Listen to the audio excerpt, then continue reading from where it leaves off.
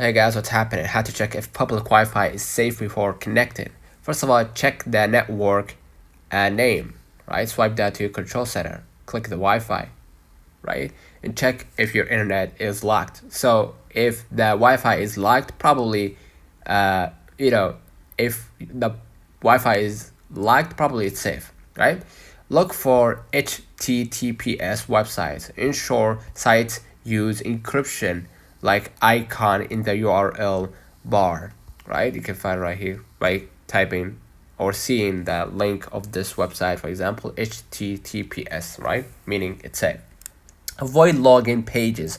Networks requiring personal details can be risky, right? Use VPN. Encrypt your connection for extra security. You can go ahead to the settings or use the third-party app if you want to. Go ahead to the general, then VPN and device management, and make sure to connect using your VPN. Disable the file sharing. Turn off the AirDrop if you turn it on your iPhone, or nearby sharing if you are using Android or Windows. And check for strange pop-ups, right? Unexpected logins. Sorry for that.